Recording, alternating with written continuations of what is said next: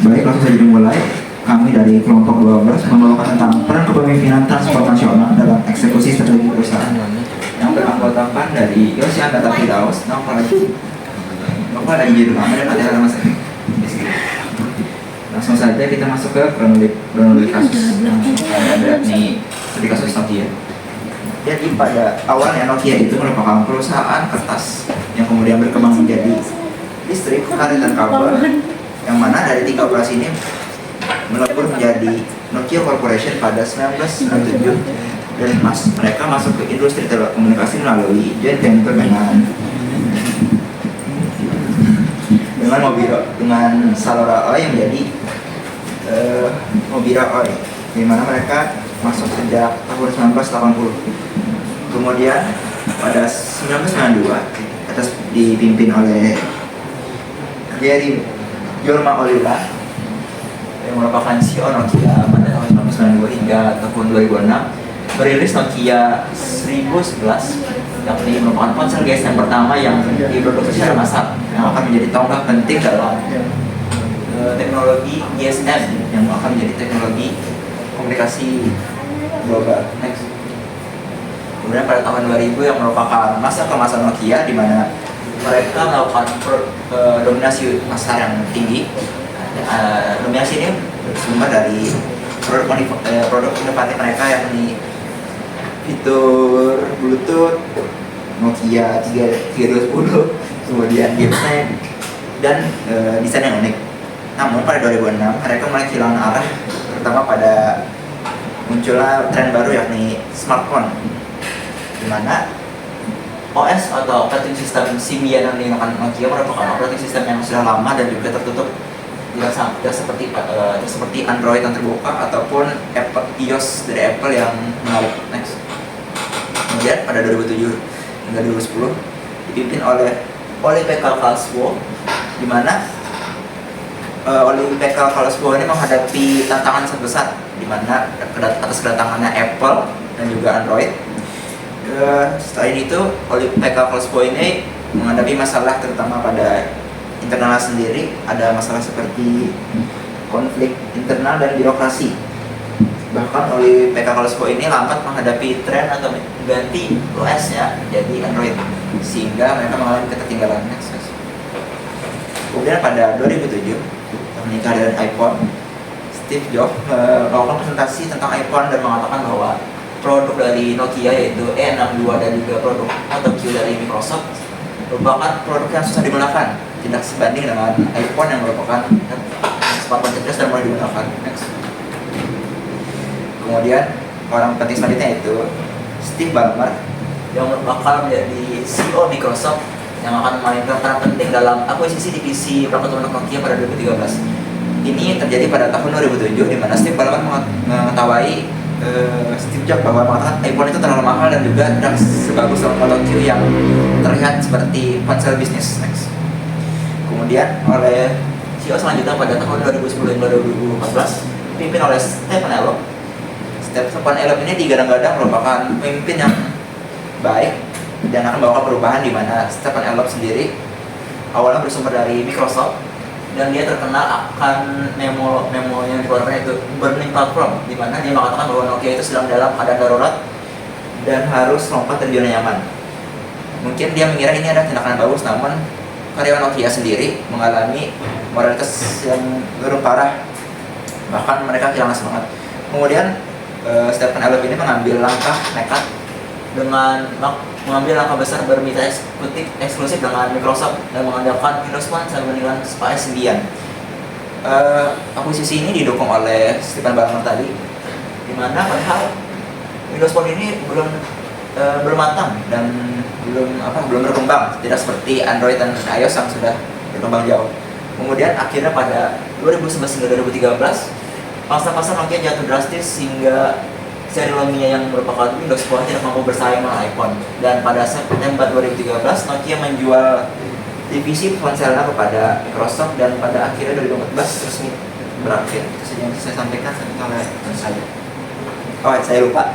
Kemudian ada kata-kata yang terkenal yakni dari Steve Steve Ballmer dan Stephen Elop yang merupakan CEO Microsoft dan juga CEO Nokia, mereka mengatakan bahwa we did not do anything wrong, but somehow we lost. Katanya kita tidak melakukan apapun yang salah, tapi saja kita kalah. Itu saja. Terima kasih.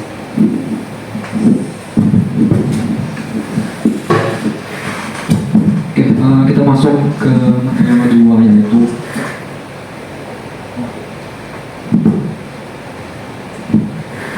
analisis gaya kepemimpinan. Oke, di sini kami menemukan 3 tokoh penting yang memiliki andil besar dalam kehancuran Nokia dari dalam, yaitu yang pertama ada Olivia Kalaspuro yang merupakan CEO Nokia dari tahun 2006 sampai 2010 yang memaksa untuk menggunakan sistem Symbian dibandingkan pindah ke US Android yang lebih bagus. Terus ada juga Stephen Elop yang merupakan CEO Nokia di tahun 2010 sampai 2014 yang memaksa untuk menggunakan sistem Windows untuk produk-produk terbaru Nokia yang berakhir gagal dan Nokia diakuisisi oleh Microsoft di tahun 2015 karena kelas lain dengan iOS dan juga Android. Dan terakhir ada Jorma Ollila, yaitu merupakan seorang chairman dan juga seorang CEO dari Nokia dari tahun 1999 sampai tahun 2012 yang juga bersih keras tentang menggunakan sistem Symbian dibandingkan mengadopsi Android sama seperti CEO-nya Olivia Kalaspuro pada saat itu. Nah, ketiganya ini memiliki satu kesamaan, yaitu memiliki gaya kepemimpinan otoriter dengan memaksa menggunakan US yang menurut mereka terbaik, walaupun banyak yang menyarankan untuk pindah saja itu ke Android. Dari ketiga orang tadi, kami cuma mau membahas satu, yaitu Jorma Ollila, karena cuma dia yang gaya kepemimpinannya dapat kami buktikan gitu. Oke, buktinya kami dapatkan dari buku yang ditulis oleh chairman Nokia selanjutnya, yaitu Risto Slasma yang berjudul Transforming Nokia: The Power of Paranoid Optimism to Colossal Change. Di situ, yang mana di buku tersebut terdapat beberapa kutipan yang mendukung asumsi kami. Kutipan pertama menyebutkan kalau Jorma bilang ke Risto kalau untuk mengingatkan kalau Risto itu dari perusahaan kecil, jadi tidak paham bagaimana perusahaan sebesar Nokia itu bekerja. Hal ini menegaskan kalau Jorma itu adalah orang yang suka merendahkan dan juga sulit menerima saran dari orang lain. Terus kutipan kedua menyebutkan kalau Jorma marah-marah dan bilang Risto selalu saja mengkritik dia, yang menegaskan kalau Jorma adalah orang yang tidak suka dan juga seorang yang kritik. Kutipan ketiga menyebutkan kalau Risto sudah membuat memo yang menyarankan Nokia mengadopsi US Android di tahun 2009. Terus kutipan terakhir itu Risto nanya ke Jorma apakah memonya tadi itu diterima, dan Jorma konfirmasi kalau dia sudah menerima memonya.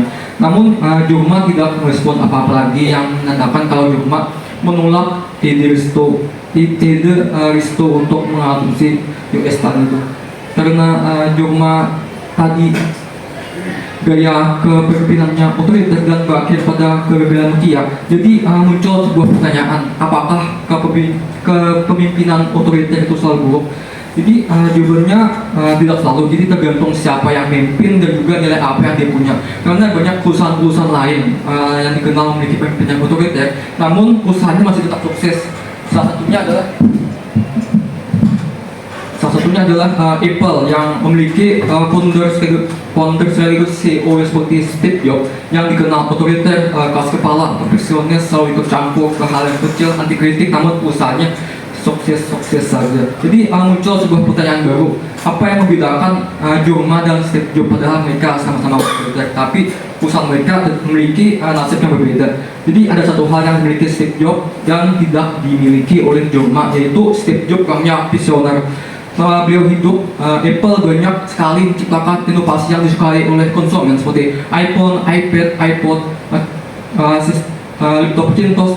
Sedangkan Jorma dan CEO pada saat itu jangankan untuk berinovasi dan membuat US baru, mereka bahkan masih dalam fata morgana masa lalu menganggap bahwa sistem Symbian itu lebih baik dibandingkan sistem Android dan iOS, yang pada kenyataannya malah sebaliknya, iOS dan Android lebih disukai oleh konsumen.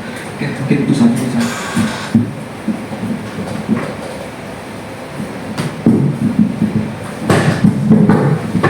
baik. Masuk ke materi selanjutnya itu rekomendasi pengembangan kepemimpinan transformasional pada Nokia.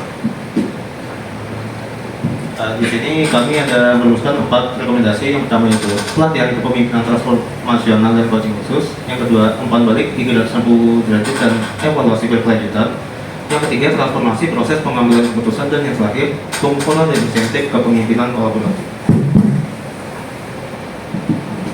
Untuk yang pertama yaitu pelatihan kepemimpinan transformasional dan coaching khusus. Nah, perusahaan sebaiknya mengadakan pelatihan atau workshop khusus bagi pimpinan utama termasuk chairman. Dalam pelatihan ini mereka belajar bagaimana menyampaikan visi yang kuat, mendengarkan dengan empati, dan melibatkan tim dalam pengambilan keputusan.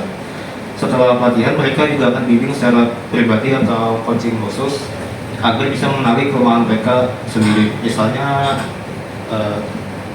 para pimpinan itu cenderung menutup komunikasi, jadi komunikasinya cuma satu arah aja. Nah, dari itu mereka bisa belajar bagaimana cara memperbaikinya. Nah, tujuannya ini agar mereka bisa menjadi pemimpin yang lebih sportif dan tidak kaku.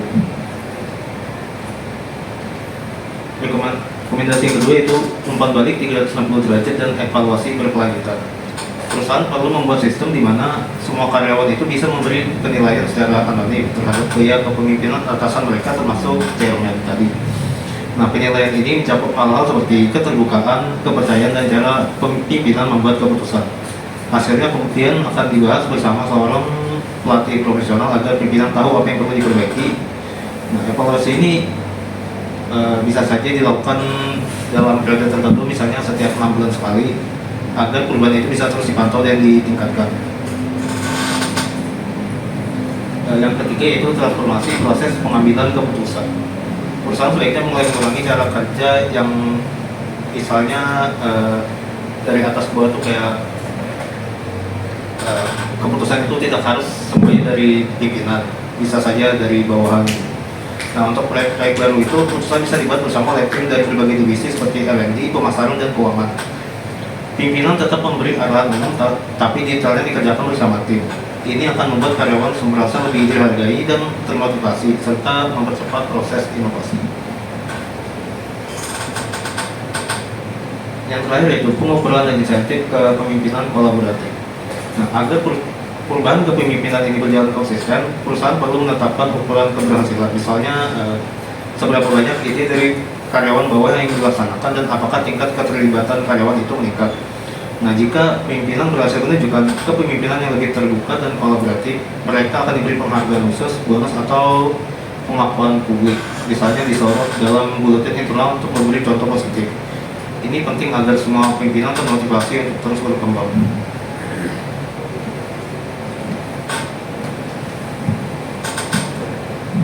Sekian pemaparan materi dari kelompok kami. Apabila ada salah kata, mohon maaf. Wassalamualaikum warahmatullahi wabarakatuh. Waalaikumsalam.